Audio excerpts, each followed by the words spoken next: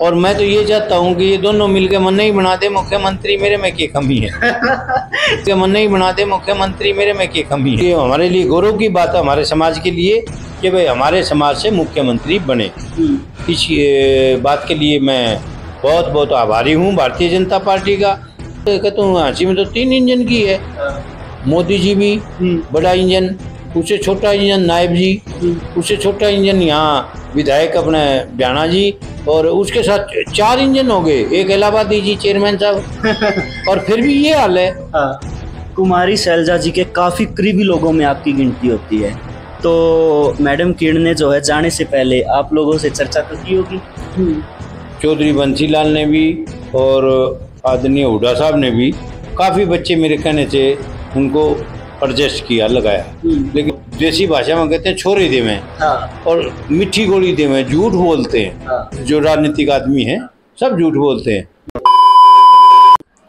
नमस्कार, मैं अंकित हरियाणवी लाइव देख रहे हैं आप। फिलहाल फ्रेम में जिस शख्सियत को आप हमारे साथ देख रहे हैं किसी परिचय के मोहताज नहीं है। पूर्व मंत्री अत्तर सिंह सैनी जी जो आज हमारे साथ है, इनसे जो है स्थानीय तो बात करेंगे ही, लेकिन क्योंकि काफी लंबे टाइम से जो है राजनीति में एक्टिव है, पुरानी और आज की राजनीति में कितना फर्क आया है, ऐसे कई मुद्दों पर जो है इनसे चर्चा करेंगे। मंत्री जी नमस्कार, स्वागत है। नमस्कार अंकित भाई, आपका भी स्वागत है, और आपके हरियाणवी लाइव के जो दर्शक हैं उनको भी मैं प्रणाम करता हूँ, नमस्कार करता हूँ। मंत्री जी बात करूं, जब आपने चुनाव लड़ा था 51,000 प्लस जो है वोटें आई थी, और वो रिकॉर्ड था उस वक्त हाँसी में, कोई आस पास भी जो है नहीं था उस मार्जिन के। उस वक्त के बाद जो है आज लंबा वक्त हो गया, लोग देखना चाहते हैं सत्ता में आपको। क्या फैक्टर मानते हो कि दोबारा सत्ता में नहीं है? ऐसा अंकित भाई कि 51,764 वोट आए थे मेरे, और उस वक्त का रिकॉर्ड है, आज तक का रिकॉर्ड है 62% वोट थे पोल वोट के। तो आज तक कोई 50 से भी नहीं टपा, आज तक की बात कर रहा हूँ मैं। तो सबसे ज़्यादा वोट का रिकॉर्ड है ये परसेंटेज में। और दूसरी बात आपने पूछी कि भाई उस समय मेरे अब की राजनीति में क्या फ़र्क है।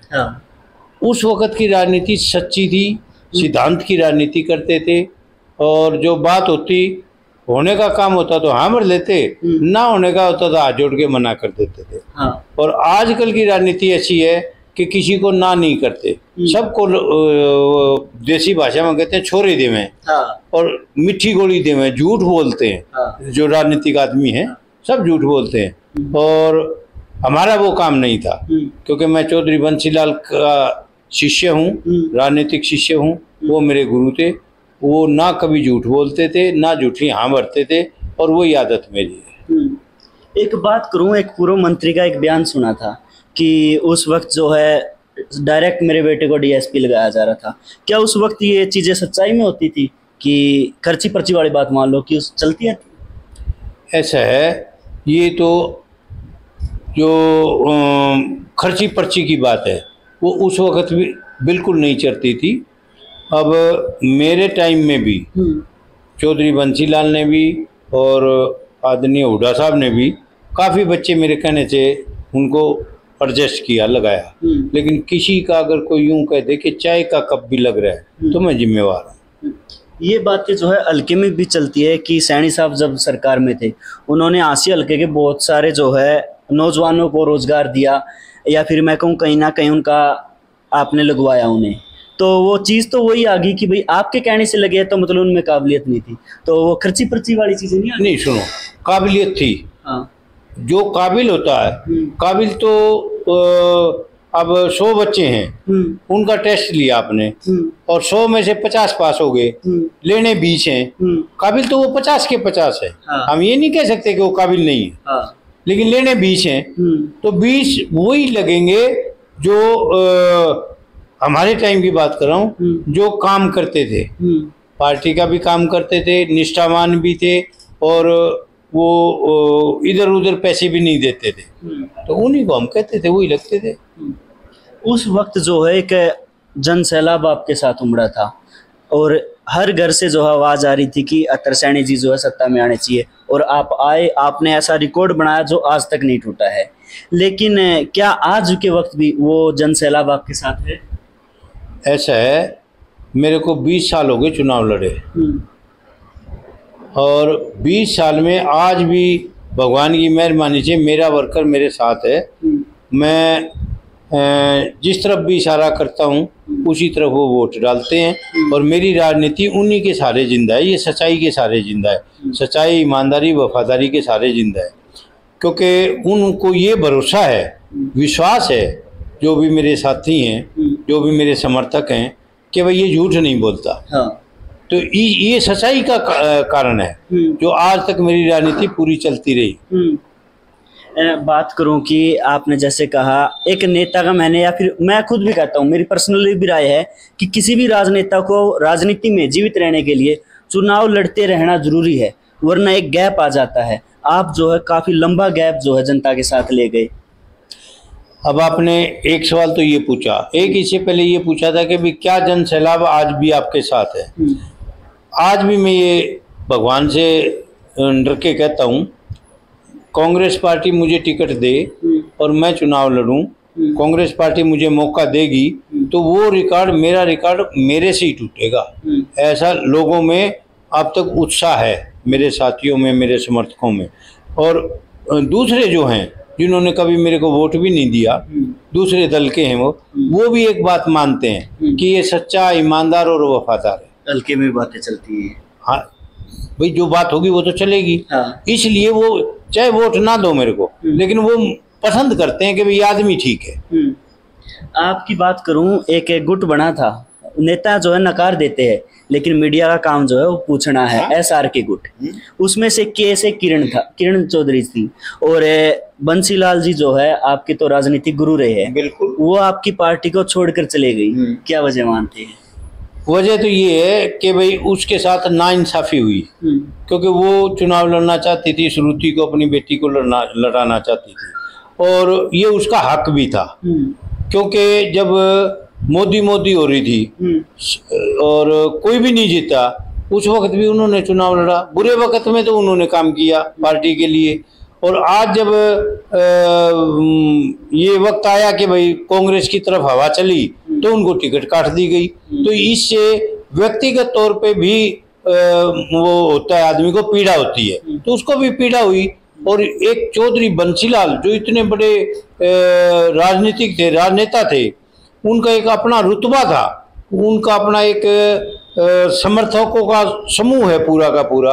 अब उनको भी धक्का लगा इस बात से। तो मेरा मानना है कि उनको इग्नोर नहीं करना चाहिए था। उनको जो इग्नोर किया गया तो स्वाभाविक है, कोई भी हो चाहे उसको तकलीफ तो होती है। कुमारी शैलजा जी के काफी करीबी लोगों में आपकी गिनती होती है, तो मैडम किरण ने जो है जाने से पहले आप लोगों से चर्चा तो की होगी। देखो, ये बात भी आपसे ही पता लग गया मेरे को कि भाई मेरे कुमारी शैलजा के नजदीकियों में गिनती होती है। ये तो चर्चा पूरे हरियाणा में जी भाई जरूर होगी। हाँ। ये बात जरूर है भाई, मैं तो मान सम्मान करता हूँ उनका, वो हमारी नेता हैं, बड़ी नेता हैं, लेकिन उनके काफी नजदीक हूँ, ये बात तो आपसे ही पता लगे हमने। और रही बात किरण ने सलाह की होगी, तो किरण उनकी बड़ी बहन है और वो उनको बड़ी बहन मानती हैं शैलजा जी, तो उनने आपस में करी होगी। तो मैं तो उनके बीच में था नहीं, ना मुझे पता कि उनकी क्या बात हुई, सलाह हुई ना हुई। लेकिन एक बात का पता है कि भाई किरण के साथ अन्याय हुआ, न्याय नहीं हुआ। चलो 2024 में जो है अगर कांग्रेस की सरकार हरियाणा में बनती है, मुख्यमंत्री किसे देखना चाहेंगे? जिसको जनता सपोर्ट करेगी और जिसको विधायक अपना नेता चुनेंगे।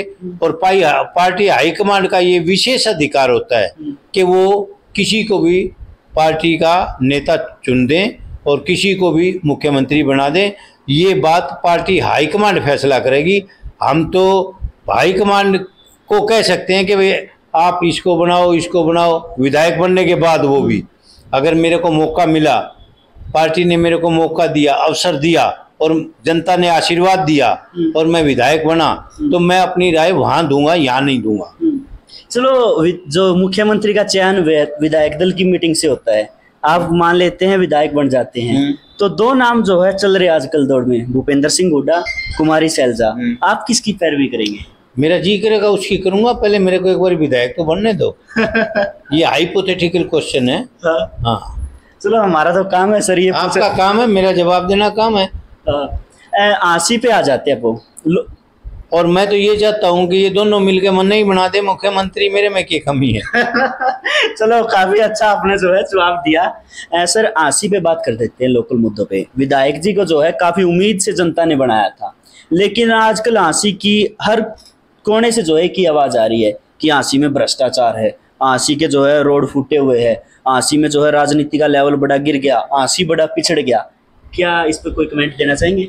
बिल्कुल देना चाहूँगा। आप तो आसी की बात करते हो, मैं हरियाणा की भी बात करता हूँ, मैं सारे भारत की भी बात करता हूँ। राजनीति के सिद्धांत बिल्कुल निम्न स्तर पे ले आइए, राजनीति उस लेवल की नहीं रही। ये जो प्रजातंत्र में होना चाहिए ना, वो बिल्कुल नहीं है। राजनीति को बहुत निम्न स्तर पे भारतीय जनता पार्टी लेके आई है। और भ्रष्टाचार की बात करते हो आप, भ्रष्टाचार आसी की बात करते हो, मैं कहता हूँ भारत में लगा लो। अब मध्य प्रदेश में सरकार बनी कांग्रेस की, लोगों ने मैंडेट दिया कांग्रेस के हक में, कमलनाथ जी वहां मुख्यमंत्री बने। और भारतीय जनता पार्टी ने भ्रष्टाचार करके, खरीद फरोख्त करके, और वो शिवराज चौहान जी को बना दिया।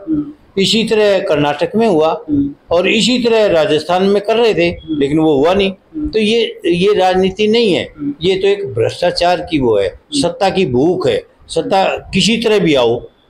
और एक वक्त ऐसा था, भारतीय जनता पार्टी सिद्धांत के लिए मानी जाती थी कि भाई भारतीय जनता पार्टी सिद्धांत की राजनीति करती है।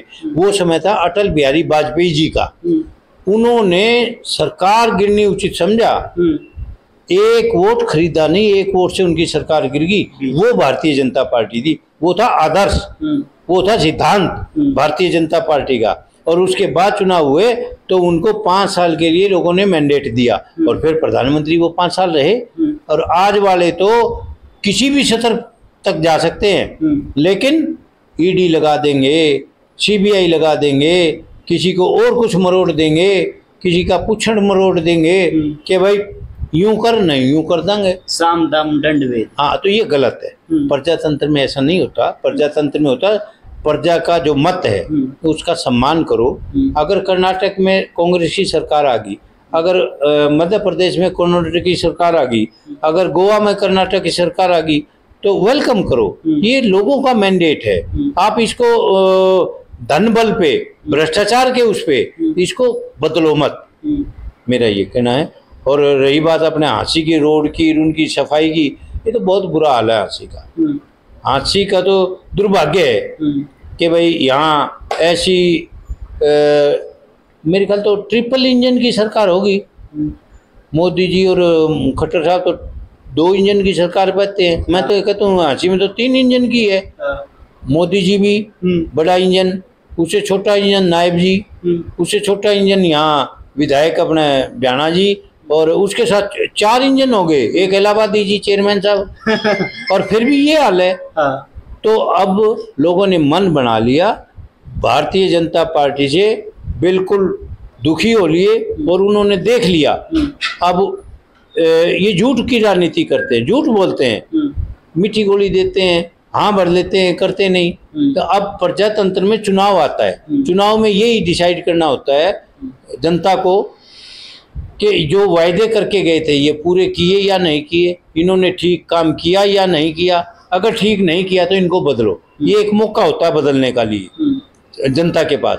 तो जनता बिल्कुल इंतजार में है कि कब मौका मिले और कब हम इनको बदलें।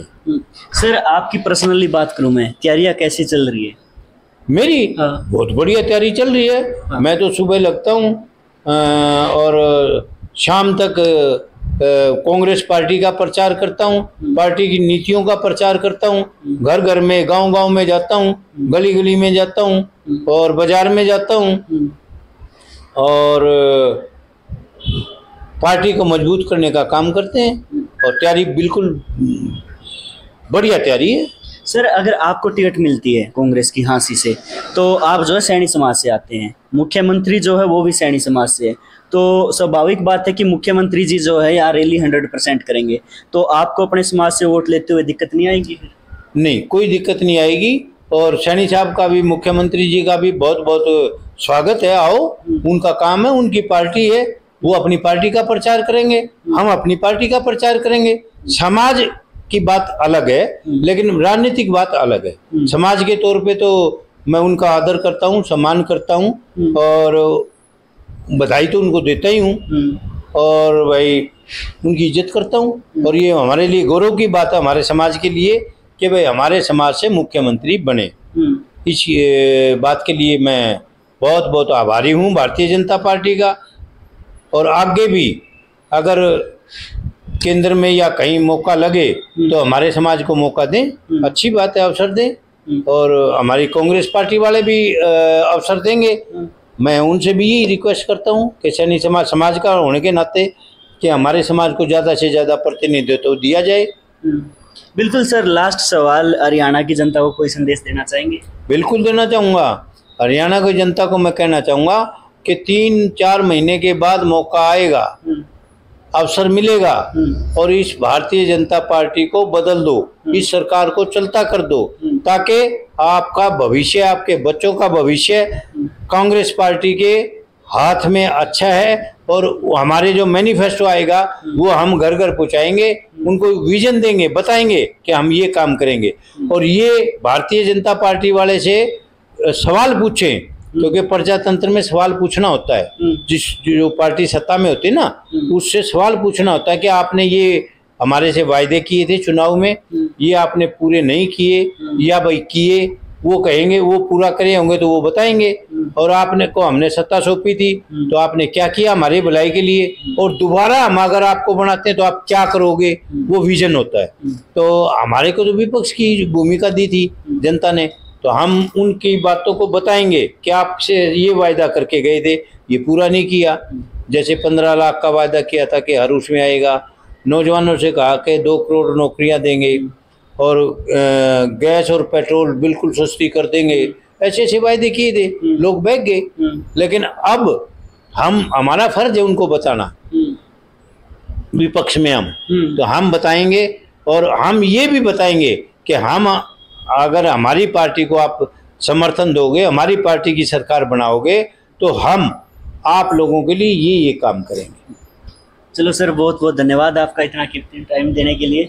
धन्यवाद आपका अंकित जी, जो आप आए और मेरी बात, मेरा संदेश लोगों तक पहुंचाओगे, इसके लिए आपका बहुत बहुत धन्यवाद। तो फिलहाल जो है पूर्व मंत्री अत्तर सिंह सैनी जी हमारे साथ जुड़े थे। उन्होंने ना केवल हाँसी हरियाणा बल्कि राष्ट्र लेवल के मुद्दों पर भी चर्चा की।